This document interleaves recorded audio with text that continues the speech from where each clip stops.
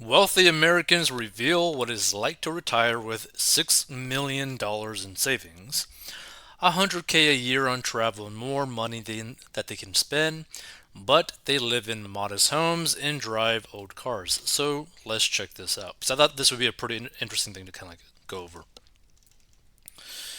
Let's see. So hold on.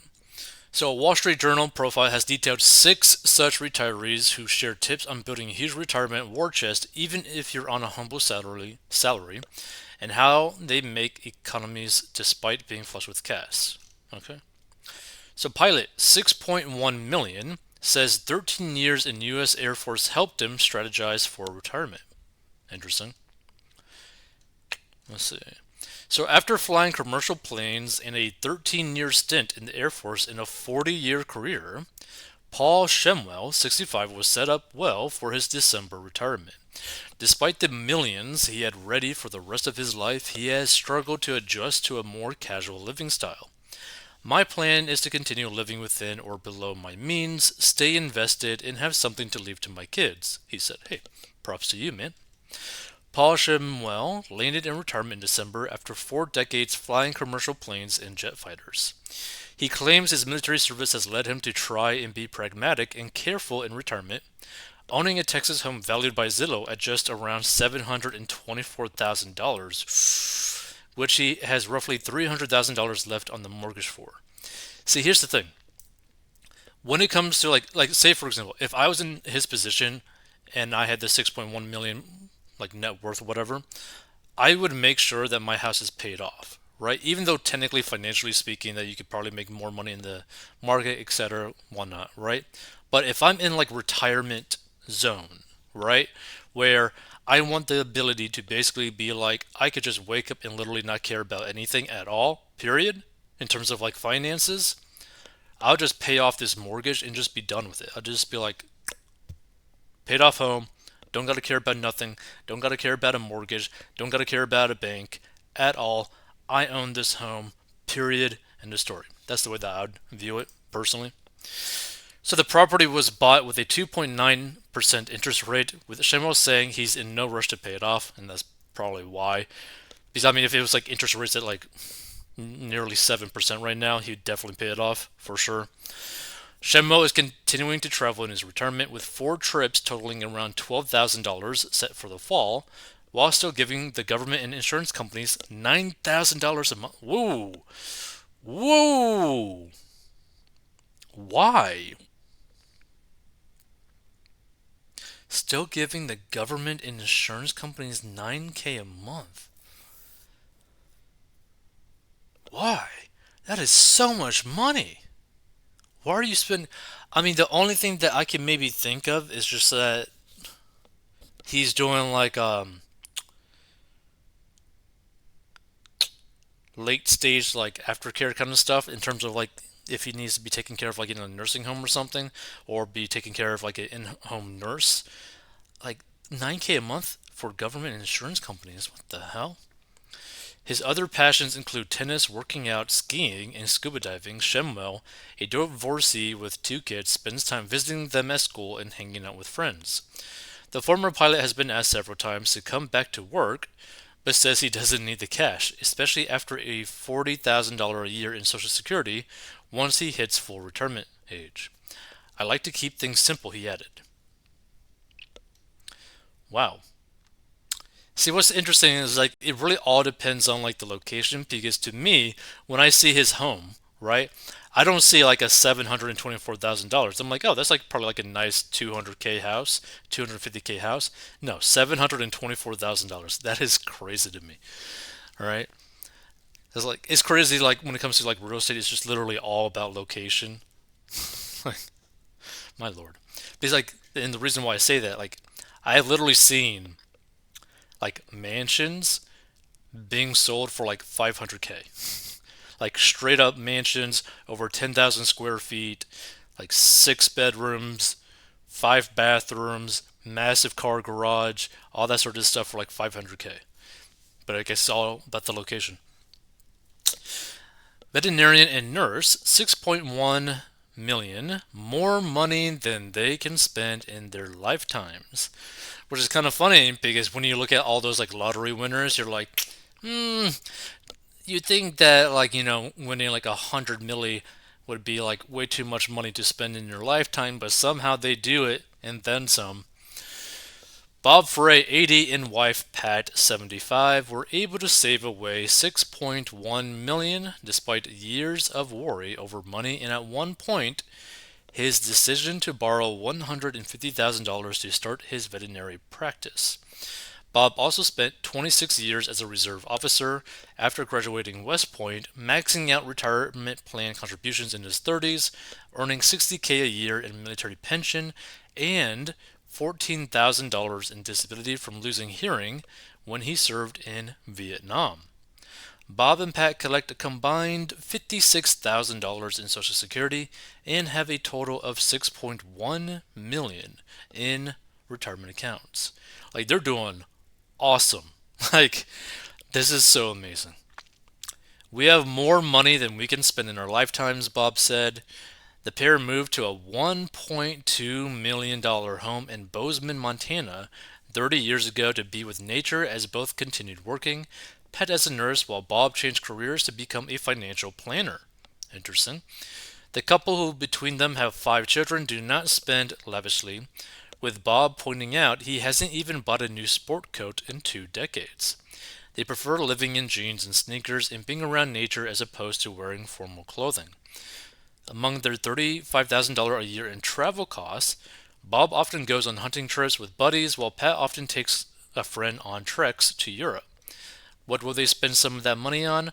Around 1.5 million to educate their 9 grandchildren. Dear Lord. And $40,000 a year to charity. Their plan is to donate $1 million when both pass away. The Freys have no doubt and don't mess around with investing in retirement, though they keep 70% invested in stocks. The couple have no debt and don't tinker much with their investments, of which 70% is in stocks.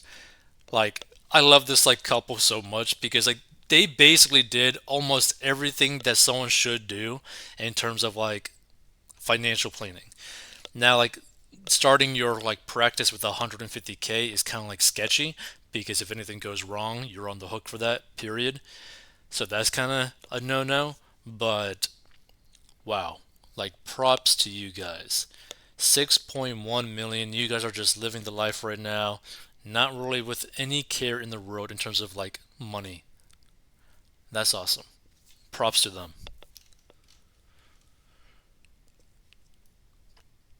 This must have a lot of land though.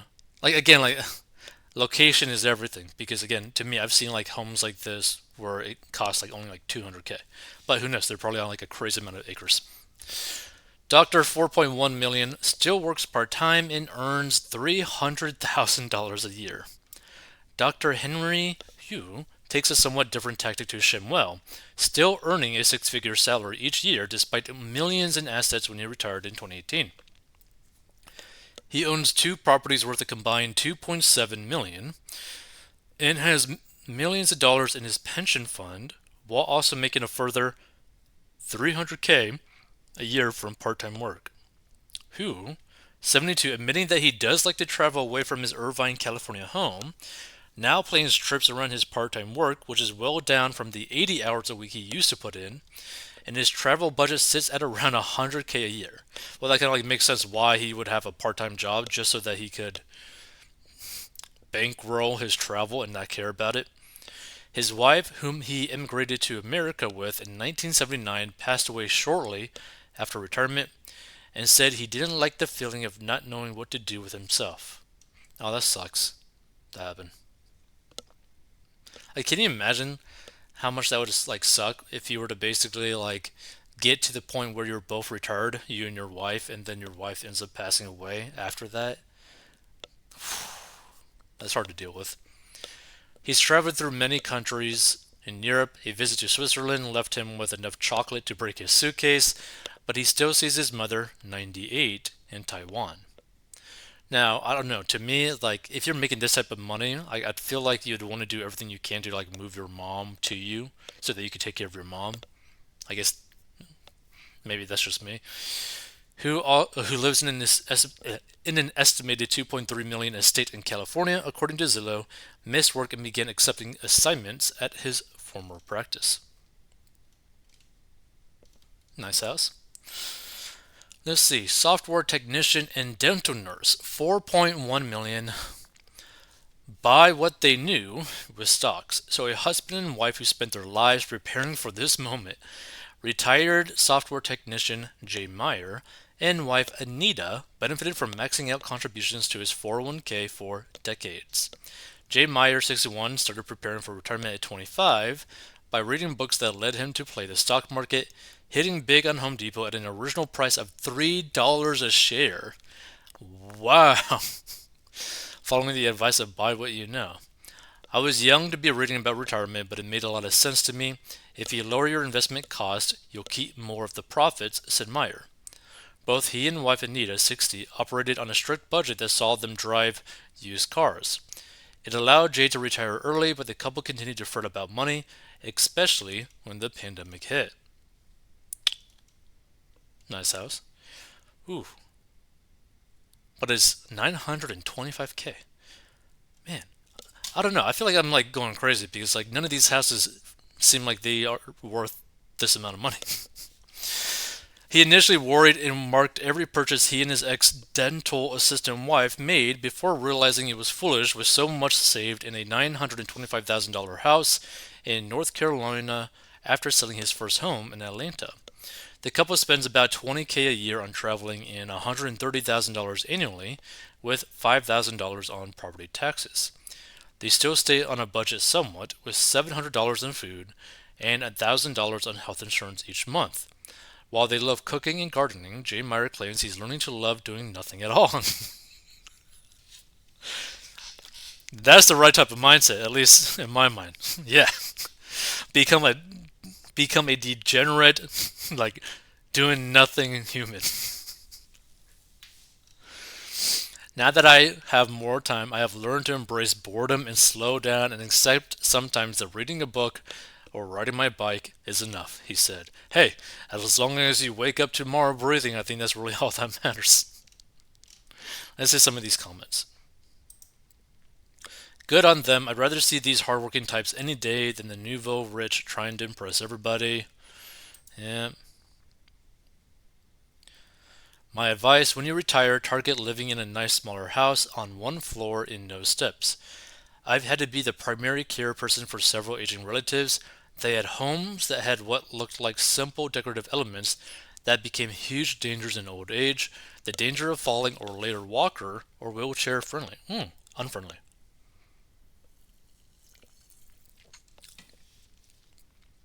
Yeah, see? I actually think that's some pretty good advice. Basically, what the person is saying is like, say you get to the point where like your retirement age and like it doesn't take much for like basically your hip to basically get like snapped or broken at that point. Like it doesn't take much at all, right? So why would you increase the risk by like living in like a two-story home that has like a lot of square footage that is just like massive pain kind of stuff, right? Why not just buy like a single family home on flat land where you don't got to go walk up steps or walk down steps. You're just there, right? You could do everything that you need to do. I like that idea. My parents have about that much and don't spend 100K a year on vacations. I also tell my dad and mom I hope their last check bounces. They earned it and they should enjoy it. Interesting.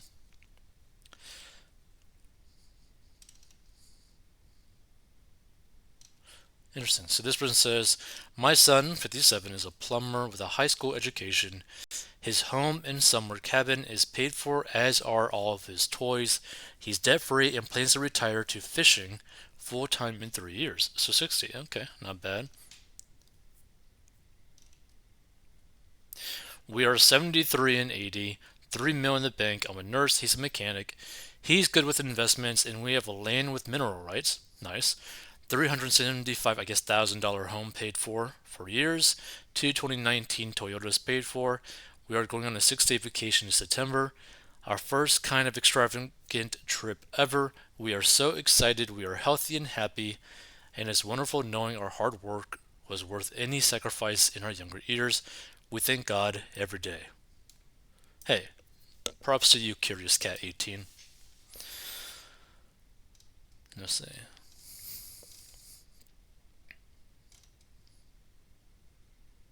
Yeah, I really like this. I really like this because the coolest thing about this is that like they didn't necessarily do anything crazy, right? They didn't go and like invest into like crypto and make some like crazy bet. It's just like no, they had a job that was consistent, that they worked hard at, grew their skills, grew their income, invested towards their future, and paid down their debt or paid off all of their debt, which is awesome. Like the thing is, I think people get like so distracted when it comes to personal finance in terms of like just improving their financial life because like the thing is you could pretty much dedicate money every month towards the S&P 500 and end up eventually retiring like a millionaire by like literally only doing that, right? Like hold on, let me just pull this up. um, Compound interest calculator, because I just love pulling this thing up.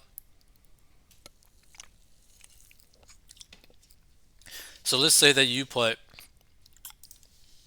$10,000 into like the S&P 500 right now.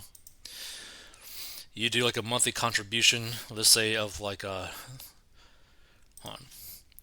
average car payments in the USA 2023. Let's see. So the average car payment is $725.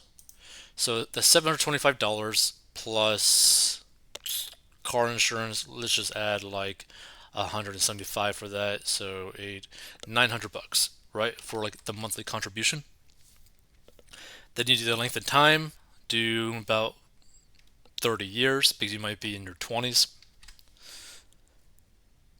No, let's do like 35. Interest rate is about 8 to 10% if we're doing the S&P 500. So let's do 10. Interest rate variance, let's do 2, so it goes down to 8% and also 12%. Compound frequency annually, let's calculate. So by doing this in 35 years, you will have $3,208,087.55, right? Now, even at the 8% one, you will have $2,008,874. So it's still pretty awesome. So it's just something to think about. You don't got to do anything crazy. Just be